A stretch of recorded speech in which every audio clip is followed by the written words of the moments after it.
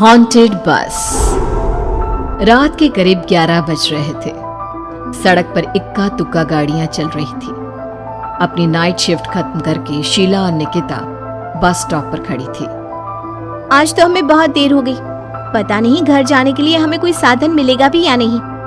अगर कोई साधन नहीं मिला तो कहीं रात इसी बस स्टॉप पर ना बितानी पड़े।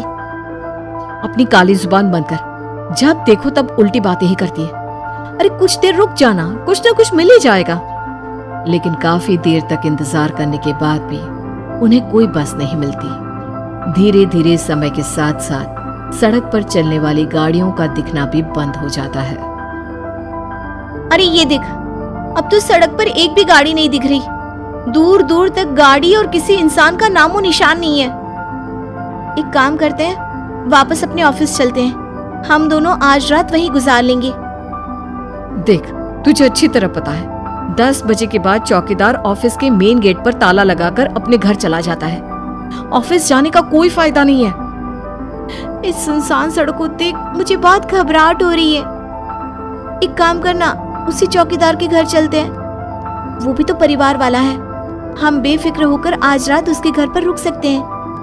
अरे पागल, चौकीदार 10 बाय 10 की खोली में रहता है। उसके 4 बच्चे हैं। भला वो हमें अपने घर में कौन सी जगह देगा। अब तू ना ये बेकार की बातें बंद कर और चुपचाप खड़ी रह। शायद कोई लिफ्ट ही मिल जाए।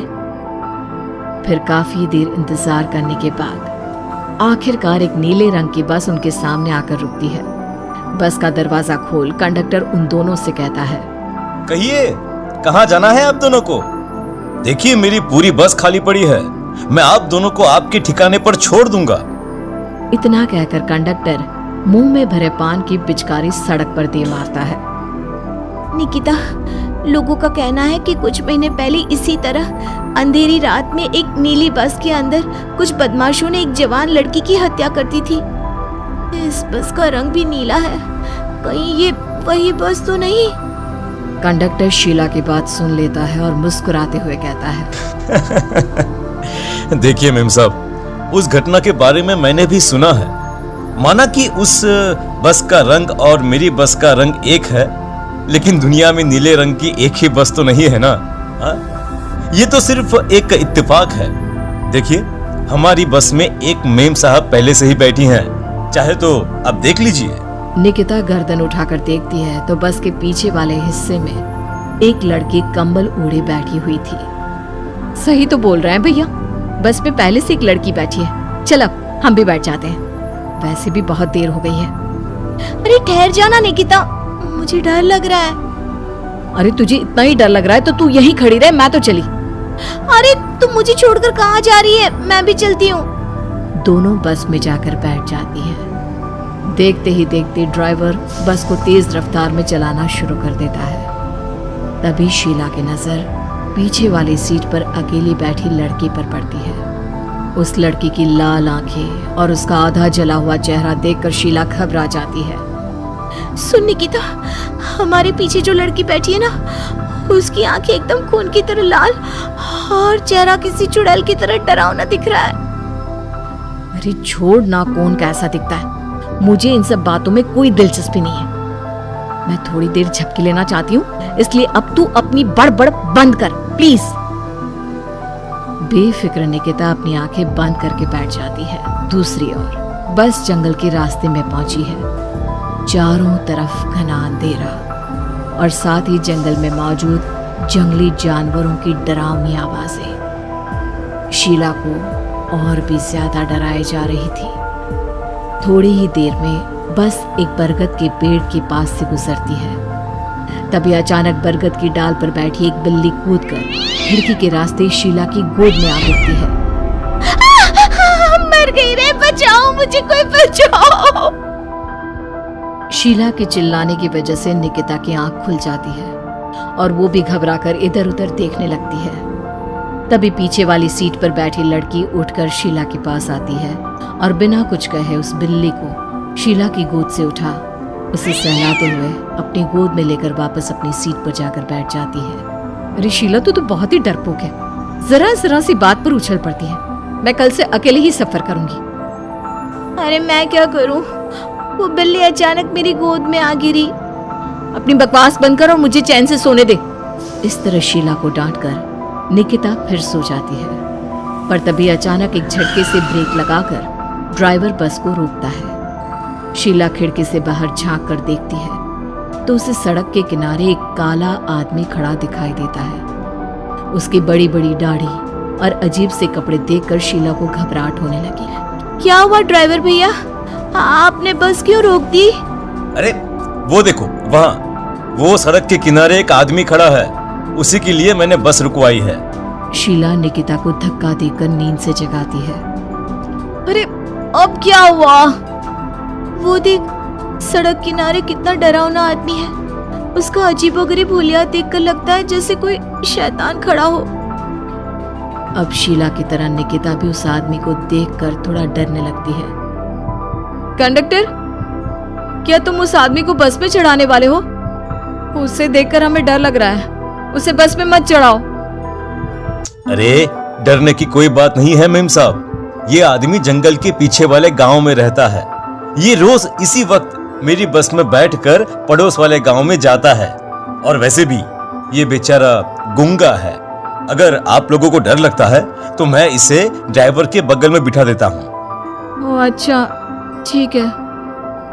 फिर कंडक्टर का इशारा पाते ही वो आदमी बस में सवार हो जाता है। ड्राइवर दोबारा एक्सीलेटर पर जोर देकर बस को आगे बढ़ाता है। थोड़ी ही देर में बस एक घाटी पर चढ़ती है। बस के एक तरफ गहरी और डरावनी खाई थी, पर ड्राइवर को इस बात से कोई फर्क पड़ता नजर नहीं आ रहा था। वो लगातार बस की रफ्तार बढ़ाकर बस चलता जा रहा था। ड्राइवर भैया, आप देखते नहीं क्या बगल में इतनी गहरी खाई है? बस की रफ्तार लगातार बढ़ाए जा रहे हो, थोड़ा धीरे चलाओ ना। अरे मेम साहब, घबराने की कोई बात नहीं है, ये तो मेरा रोज का काम है। मैं तो यहाँ इसी रफ्तार से बस चलाता हूँ। अब बेफिक्र होकर अपनी सीट पर बैठ जाइए, आपको कुछ नहीं होगा। ड्राइवर के कहने पर निकिता शांति से बैठ जाती है। कुछ दूर चलने पर अचानक ड्राइवर बस को सड़क के किनारे रोक देता है। शीला एक बार फिर खिड़की के बाहर झांक कर देखती है, लेकिन इस बार उसे कहीं कोई दिखाई नहीं देता। अरे अब क्या हुआ? तुमने बस क्यों रोक दी? यहाँ तो दूर दूर तक कोई भी नहीं दिखाई दे रहा। ड्राइवर उसकी बात का कोई जवाब नहीं देता, पर कंडक्टर बोल पड़ता है।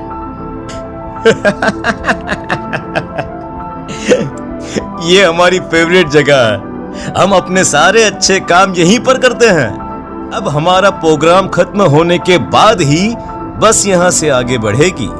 इतना कहते ही कंडक्टर सीट के नीचे रखी एक शराब की बोतल निकालता है। अरे ये सब क्या है? तुम्हारे बस में सवारी बैठी है, उन्हें घर पहुंचाने की जगह तुम यहाँ सड़क के बीच में बस रोककर शराब पियोगे?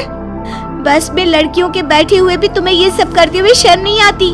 कंडक्टर कोई जवाब नहीं देता और मुस्कुराते हुए शराब पीने लगता है। तभी ड्राइवर और दूसरा आदमी भी कंडक्टर के साथ मिलकर शराब पीने लगते हैं। निकिता, मुझे इन तीनों के इरादे कुछ ठीक नहीं लगते। हमने इस बस में बैठकर बहुत बड़ी भूल कर दी। तू घबरा मत, मैं हमेशा अपने पर्स में छोटा सा चाकू रखती हूँ। उसके रहते ये तीनों हमारा कुछ नहीं बिगाड़ पाएंगे। देखो गज्जू भैया, हमारी बस में इस समय 3 जवान लड़कियां बैठी हैं। कहो सबसे पहले किसका शिकार किया जाए? मैं तो कहता हूँ कि सबसे पहले वो जो पीछे अकेले जो बैठी है ना, उसे पकड़ कर लाओ। उसके बाद इन दोनों का प्रोग्राम फिट करेंगे। ठीक है, जैसी तुम्हारी मर्जी। अब वो आदमी पीछे वाली सीट पर बैठी लड़की के पास पहुंचकर उसका हाथ पकड़ लेता है, लेकिन तभी अचानक उस लड़की की आंखें जरूरत से ज्यादा बड़ी और लाल होने लगती है। उसका चेहरा गुस्से से लाल और उसके मुंह से नुकीले दांत दिखने लगते हैं। अरे ये क्या?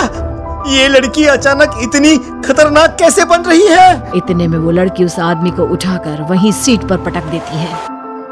मुझे हाथ लगाएगा, तेरी इतनी हिम्मत! जोर से चीखते हुए वो लड़की उस आदमी पर हमला कर देती है और पल भर में ही उस आदमी का काम तमाम हो जाता है। ये देख ड्राइवर और कंडक्टर के होश उड़ जाते हैं। इतने में ड्राइवर अपनी जान बचाने के लिए तुरंत बस से बाहर कूद जाता है। पर तभी बस के पीछे की तरफ से तेजी से आ रहा एक ट्रक उसे कुचल कर चला जाता है। एक ही पल में अपने दोनों साथियों की मौत देख अब कंडक्टर के हाथ पैर कांपने लगते हैं। ये सब देख निकिता और शीला के भी होश उड़ जाते हैं। वो चुपचाप अपनी सीट पर ही छुप कर बैठी रहती हैं। अरे अरे कौन हो तुम और तुम इतनी भयानक कैसे बन गई? अब वो लड़की गुस्से में गुर्राते हुए कंडक्टर का गला पकड़ लेती है। इतनी जल्दी मुझे भूल गए? कुछ महीनों पहले तुम तीनों ने बड़ी बेरहमी से मेरी हत्या की थी और फिर शहर छोड़कर भाग गए। कई दिनों से मैं तुम तीनों के इंतजार में भटक रही थी। आज जाकर मेरा बदला पूरा होगा। अब तू भी अपने साथियों की तरह जहन्नम पहुंच जाएगा। अब वो लड़की कंडक्टर को उठाकर बस के पास मौजूद खाई में फेंक देती है। कंडक्टर एक बड़े पत्थर से जा टकराता है और उसकी भी मृत्यु हो जाती है। दूसरी तरफ ये सारा नजारा देख शीला और निकिता बेहोश हो जाती है। अगली सुबह जब उन दोनों को होश आता है तो वो अपने आप को एक सरकारी अस्पताल में पाती है। ऐसी भूतों की कहानी देखने के लिए चैनल को सब्सक्राइब करो और साथ में रहो।